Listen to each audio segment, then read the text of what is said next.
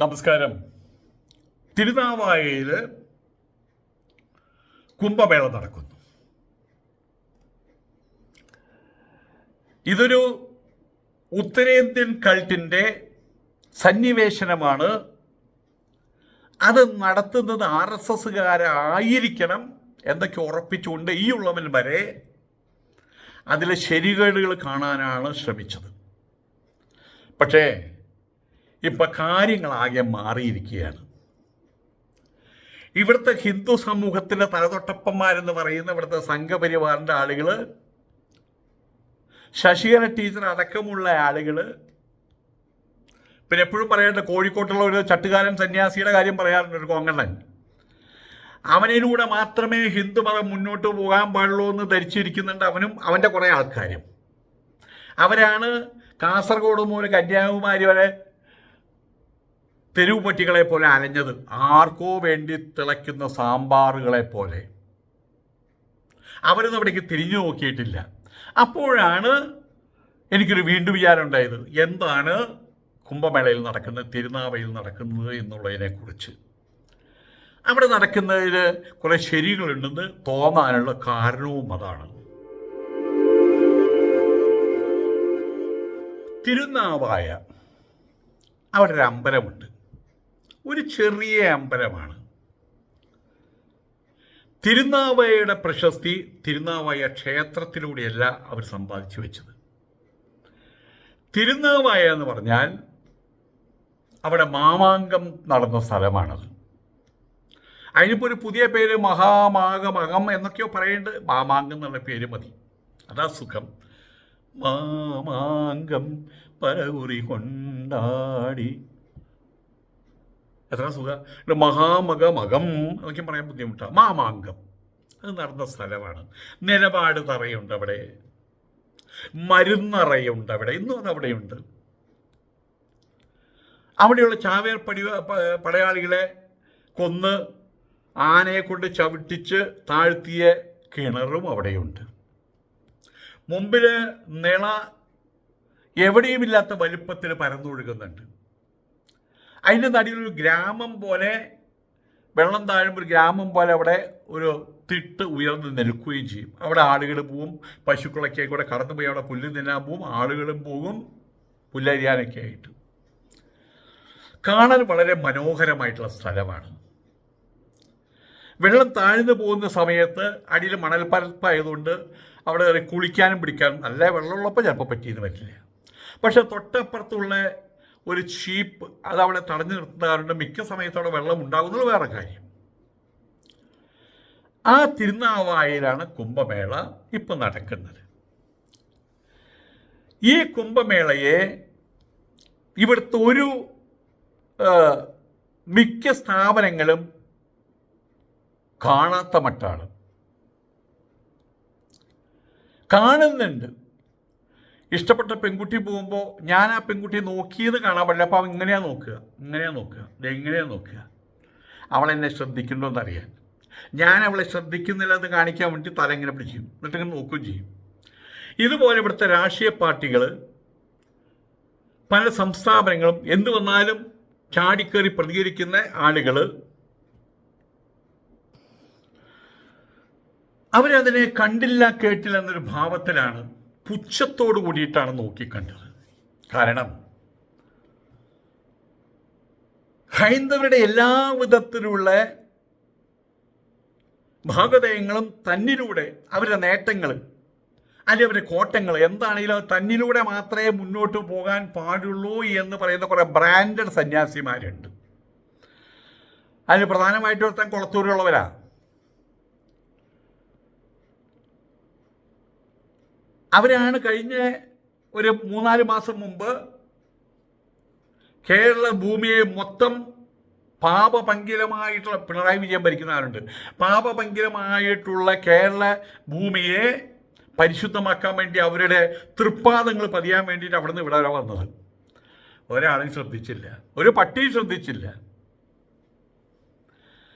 ആയതുകൊണ്ട് തന്നെ ഒരു സിംഗിൾ സന്യാസി, ഒരു സിംഗിൾ മാൻ ആർമി, മുമ്പ് കമ്മ്യൂണിസ്റ്റുകാരനായിരുന്നു, അപ്പം അദ്ദേഹം RSകാരനൊന്നും ആയിട്ടില്ല. കേരളമ്മ കോളേജ് STVC ശ്രീ കേരളമ്മ കോളേജിൽ പഠിച്ച ആളാണ്. തൃശ്ശൂരുകാരനാണ്. പിന്നീട് അദ്ദേഹം സന്യാസത്തിൻ്റെ പാതയിൽ സഞ്ചരിച്ചു. അതിൻ്റെ ടോപ്പ് മോസ്റ്റ് ലെവല് അവരുടെ ആ ഒരു ശാഖയുടെ മഹാമണ്ഡലേശ്വരനായി. അതിന് പഠിപ്പും കാര്യങ്ങളൊക്കെ ഒരുപാട് വേണം, ഓടിപ്പോയിട്ടാകാൻ പറ്റില്ല. അങ്ങനെ ഇവിടെ വരുന്നു മഹാമേള നടത്താൻ, കുംഭമേള നടത്താൻ. എന്ത് ചെയ്യും? എല്ലാവരും അപ്പുറത്ത് നോക്കി. എന്ത് ചെയ്യുന്ന അറിയാലോ.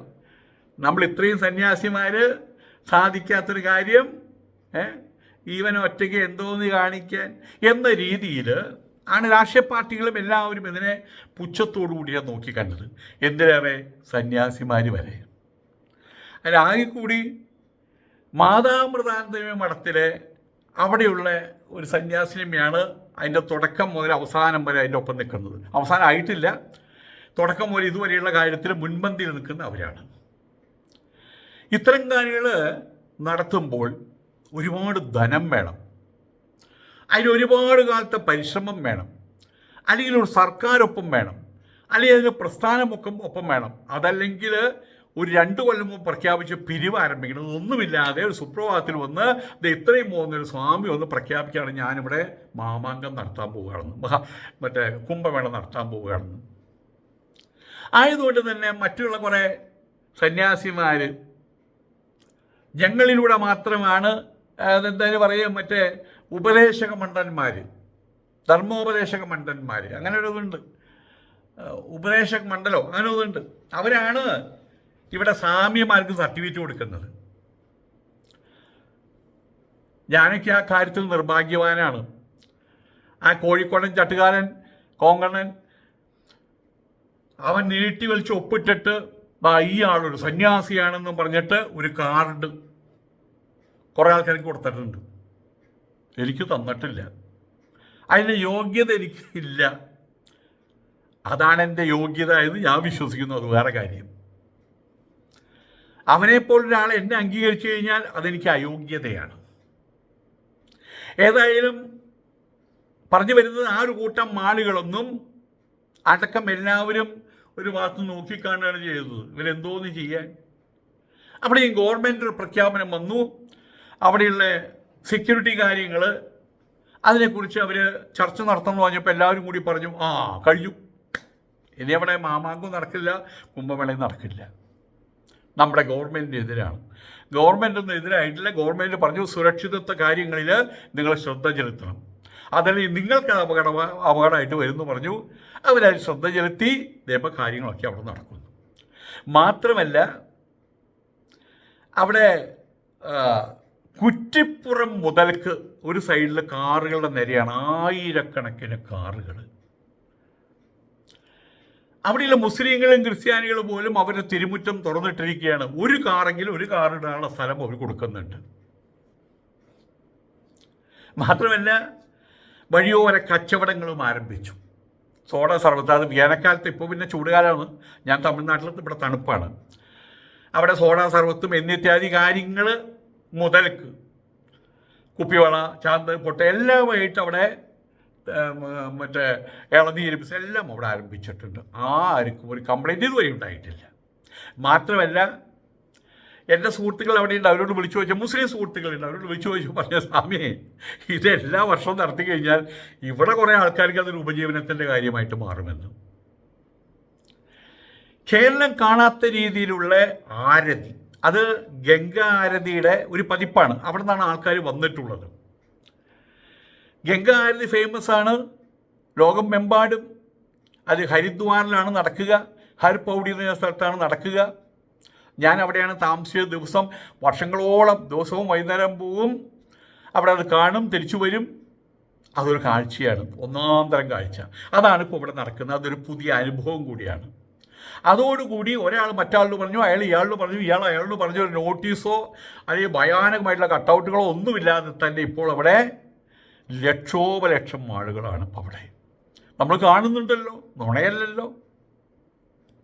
എന്നിട്ടും കേരളത്തിലെ ഹിന്ദുക്കളെ താങ്ങി നിർത്തുന്നവർ ഞങ്ങളുടെ ചുമലിൽ കൂടി എല്ലാം ഞങ്ങളുടെ തലയിൽ കൂടി എല്ലാം ഇവിടെ നടക്കുള്ളൂ എന്ന് പറയുന്ന കുറേ കാവ്യവസ്ത്രങ്ങൾ ഇപ്പോൾ തീണ്ടാരിയായിട്ടിരിക്കുകയാണ്. അവിടേക്ക് കടക്കാൻ പറ്റില്ല. തുടക്കത്തിൽ കളിയാക്കിയവരാ. ഇപ്പം കിട്ടും ക്ഷണം, കിട്ടിയത് ക്ഷണനമാണ്. ക്ഷണനം എന്ന് പറഞ്ഞ വാക്കിൻ്റെ അർത്ഥം എന്താ അറിയാമോ? വെട്ടിക്കൊല്ല എന്നർത്ഥം. അവരെ വെട്ടി കൊന്നു. നിങ്ങൾ വരണമെങ്കിൽ വന്നോ, ആ മൂലയ്ക്കൊന്ന് കണ്ടോ, അല്ലെങ്കിൽ ഇവിടെ വന്ന് അഗ്രിമസ്ഥാനം, ഗുരുസ്ഥാനം, മാലയിട്ട് മറ്റേ ഓം നത്ര സൂര്യോപാധീന ചന്ദ്രതാരക എന്നൊന്നും നിങ്ങൾക്ക് കിട്ടാൻ പോകുന്നില്ല. വേണമെങ്കിൽ വന്നോ, കണ്ടോ, പൊക്കോ. അതാണ് അവിടെ ഇപ്പോൾ അവിടെയുള്ള ആനന്ദവനം സ്വാമിയുടെ ആറ്റിറ്റ്യൂഡ്. അപ്പോൾ ആൾ നിസ്സാരക്കാരനല്ല. ഇന്നിപ്പോൾ കേരളത്തിലുള്ള സാധാരണ ഭക്തൻ എന്ന് പറയുമല്ലോ, ആശ്രമത്തെക്കുറിച്ചൊക്കെ അറിയാവുന്ന ആളോട് ചോദിക്കുകയാണ്, ഒരു സ്വാമിയുടെ പേര് പറയുമെന്ന് പറഞ്ഞാൽ അവിടെ പറയും ആനന്ദവനം.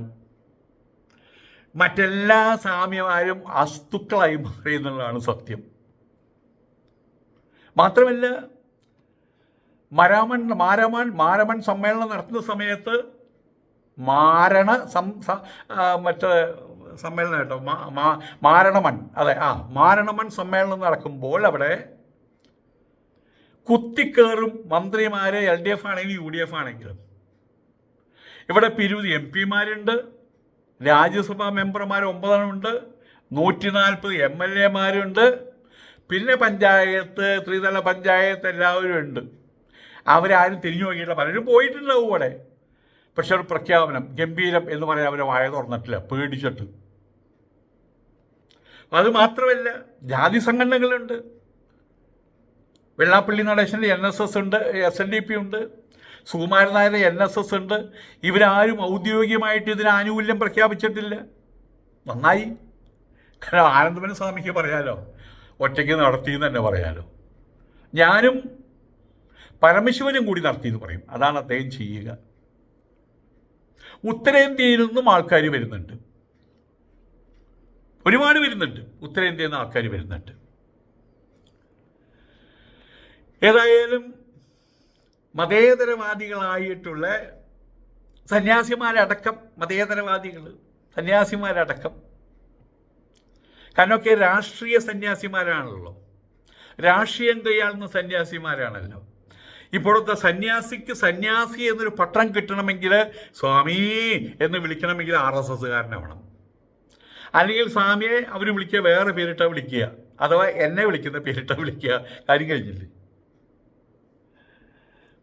ഏതായാലും അവർ എപ്പോഴും പറഞ്ഞുകൊണ്ടിരിക്കും, പണ്ട് എങ്ങോ എവിടെയോ വെച്ച് ഏതോ ഋഷിമാർ, മിക്കവാറും സിന്ധു നദീതട സംസ്കാരത്തിലുണ്ടായിട്ടുണ്ടാവും. അപ്പോൾ അത് പാകിസ്ഥാനിലുണ്ടായതാവും, അതല്ലെങ്കിൽ അഫ്ഗാനിസ്ഥാനിൽ. അന്ന് ഇന്ത്യയിലൊന്നും ഈ കുഴപ്പമില്ലാണ്ടായിരുന്നല്ലോ. അപ്പോൾ അവരെഴുതി വെച്ചതാണ് ലോകാഹ സമസ്താഹ സുഖിനഃ ഭവന്തു. അങ്ങനെയാണ് ശരിക്കത് പറയേണ്ടത്. പക്ഷേ വിസർജനീയസ്യ സഹ, അപ്പം എന്തായി? ലോകാഹ എന്നുള്ളത് ലോകാസ് എന്നാകും. അത് കഴിഞ്ഞാൽ പിന്നെ സമസ്ത എന്നുള്ള സാ കൂടി ചേരും. അപ്പോൾ ലോകാസ് സമസ്ത. അപ്പോൾ ലോകാസ് സമസ്ത, സമസ്താഹ. അപ്പം എന്തായി? സമസ്താസ് എന്നായിട്ട് മാറും. അതാണ് വിസർജനീയ സഹ എന്ന് പറഞ്ഞാൽ പാണിനീയ സൂത്രം. അപ്പം എന്തായി? സമസ്താസ് സുഖിനഃ. അപ്പം എങ്ങനെ ശരിക്കും ചെല്ലേണ്ടത്? ലോകാ സമസ്ത സുഖിന എന്നല്ല, ലോകാസ് സമസ്താസ് സുഖിനഃ ഭവന്തു. സുഖിനഃ കഴിഞ്ഞപ്പോൾ സുഖിനസ് എന്ന് വരും. പക്ഷെ അതിന് ശേഷം ഭ എന്ന് പറഞ്ഞ അക്ഷരം വരുമ്പോൾ അവിടെ കൂടിച്ചേരൽ നടക്കുന്നില്ല. അപ്പോൾ അവിടെ സുഖിനക എന്ന് പറഞ്ഞ് നടത്തും. ചിലർ ഭവന്തുഹു എന്ന് പറയും. അതെന്താ? സംസ്കൃതം കൃത്യമാണെങ്കിൽ കുതിര എന്നുള്ളതിൻ്റെ സംസ്കൃതം എന്താ പറയുക? കുതിരഹ. ആന എന്നുള്ളതിൻ്റെ സംസ്കൃതം ആനഹ. അങ്ങനെ കരുതി വയ്ക്കുന്ന ആൾക്കാരുണ്ട്. അതൊന്നുമല്ല. ഭവന്തു എന്ന് പറഞ്ഞാൽ ഭവിച്ചാലും. ലോകത്തിലുള്ള സമസ്ത ആളുകളും സുഖികളായിട്ട് ഭവിച്ചാലും ഇതെങ്ങനെ തൊള്ളപ്പാറന്മാരിങ്ങനെ പറഞ്ഞു നടക്കും. അത് മാത്രമേ പറയുള്ളൂ. തൊട്ടപ്പുറത്ത് പോയിട്ട് പറയും ഞങ്ങൾ മാത്രമേ പാടുള്ളൂ, സന്യാസിമാരെന്നെ ഗ്രൂപ്പുകളാ, തമ്മിലടിയാ, അവ ശരിയല്ല എന്നൊക്കെയും പറയും. സന്യാസിമാർ നടത്തുന്ന കുംഭമേളയ്ക്ക് സന്യാസിമാരെന്ന് പറയാൻ പറ്റില്ല. ഒരു സന്യാസി നടത്തുന്ന ഈ കുംഭമേളയ്ക്ക് എതിരാണോ ഇവരൊക്കെ? അതോ ഇവർ ആശംസകൾ അറിയിച്ചിട്ടുണ്ടോ? ഇതൊന്നും അറിയില്ല. ഇനി രഹസ്യമായി ഇനി വേറൊരു കാര്യമുണ്ട്. ഇപ്പോഴത്തെ അവസ്ഥയിൽ ഇത് മുന്നോട്ട് പോവുകയാണെങ്കിൽ പതുക്കെ പല ആൾക്കാരും ബസ്സിലേക്കും കണ്ടിട്ടില്ലേ, സ്ത്രീകൾക്കും പുരുഷന്മാർക്കും ഇങ്ങനെ പതുക്കെ മുട്ടി പതുക്കെ മുട്ടി പതുക്കെ മുട്ടി അവിടെ മുട്ടി ഇവിടെ മുട്ടി ബസ് ബ്രേക്ക് ചെയ്യുമ്പോൾ അറിയാതെ ഒന്ന് ശരിക്കൊന്ന് ചാരി അത് ആസ്വദിക്കാൻ മറ്റവളും ഉണ്ടാവും അവിടെ. ഇതിനെ പതുക്കെ പതുക്കെ പതുക്കെ ഇനി തിരുനാവായിലേക്ക് പലരും അവിടെ ഗമിക്കും. ആ അവസ്ഥയിലേക്ക് കാര്യങ്ങൾ എത്തിച്ചു ചേർത്തിട്ടുണ്ട്. ഏതായാലും ഇപ്പോൾ അവർ മിണ്ടാതിരിക്കുന്നത് ഇങ്ങനെയൊരു കുംഭമേള നടക്കുകയും ആരാരും അംഗീകരിക്കപ്പെടാതെ പോവുകയും ചെയ്തു കഴിഞ്ഞാൽ, ഇവരവിടെ പോയി കഴിഞ്ഞാൽ വോട്ട് കിട്ടാതെ പോയാലോ? ഇപ്പോഴത്തെ സ്ഥിതി എന്താ? അവിടെ പോയില്ലെങ്കിൽ കുറെ ഹിന്ദുക്കളുടെ വോട്ട് പോകുന്നുള്ള അവസ്ഥയിൽ എത്തിയിട്ടുണ്ട് കാര്യങ്ങൾ. ഏതായാലും ഇതെല്ലാം തന്നെ ആത്യന്തികമായിട്ട് ഇവിടുത്തെ ഹൈന്ദവ സമൂഹത്തെ ചിന്തിപ്പിക്കുന്ന കാര്യമായിട്ട് മാറിയിരിക്കുകയാണ്. ഹിന്ദു എന്ത് നടത്തിയാലും എങ്ങനെ നടത്തിയാലും അറിയാം, അത് ഈ പിള്ളേരെ കുഴിത്തപ്പിക്കളി എന്ന് പറയും. അപ്പുറത്ത് മാരണമൺ സമ്മേളനം നടത്തിക്കഴിഞ്ഞാൽ അത് ലോകോത്തരം എന്ന് പറയും. അതിൽ ഹിന്ദുക്കളും പെടുന്നുണ്ട്. അതിനൊക്കെ മാറ്റം വന്നേ തീരൂ. ഏതായാലും ആ മാറ്റത്തിന് വേണ്ടിയിട്ട് വേറൊരു തലത്തിൽ NSS, SNDA പോലുള്ള ആളുകൾ, മറ്റുള്ള ജാതി സംഘടനകളൊക്കെ അവരും ഈ ഹൈന്ദവം എന്ന് പറയുന്ന സ്വർണ്ണരഥത്തെ മുന്നോട്ട് വലിക്കാൻ വേണ്ടി അവരും മുന്നിൽ നിൽക്കുന്നുണ്ട്. എല്ലാവരും കൂടി പല ഹൈന്ദവരുടെയും സ്വപ്നമായിട്ടുള്ള ഹിന്ദു ഉണരണം, ആ സ്വപ്നം സാക്ഷാത്കരിക്കാൻ വേണ്ടിയിട്ടുള്ള ഈ ശ്രമങ്ങൾ അത് 100% ഉറപ്പാണ് ഫലപ്രദമാകും, വലിയ റിസൾട്ട് ഉണ്ടാകും എന്നുള്ള കാര്യങ്ങൾ ഏതാണ്ട് ഉറപ്പായിട്ടുണ്ട്. ഒരു ഹിന്ദുവായിട്ടുള്ള ഞാൻ ഹൈന്ദവൻ്റെ ധർമ്മപദ്ധതിയെ ഏറ്റുവാങ്ങി, ആചാര്യന്മാരിൽ ഏറ്റുവാങ്ങി നടക്കുന്ന ഞാൻ, ഹിന്ദു നേരെയാവാത്തതിൻ്റെ പേരിൽ പുച്ഛിച്ച് നടന്നിരുന്നു ഞാൻ ഇന്ന് അവിടെ സാഷ്ടാംഗ പ്രണാമം ചെയ്യുകയാണ് ഇങ്ങനെയുള്ള ആൾക്കാരുടെ മുമ്പിൽ. ഇപ്പോൾ ഒരു സന്തോഷമുണ്ട്, ഹിന്ദു ഉണരുന്നത് കാണുമ്പോഴുള്ള സന്തോഷം, ഹിന്ദു ഉയരുന്നത് കാണുന്നതിലുള്ള സന്തോഷം. സ്വാമി അങ്ങനെ സംഖ്യയായില്ലേ, ഇനി അത് പറയാൻ കുറേ ആൾക്കാർ വരും. നമസ്കാരം.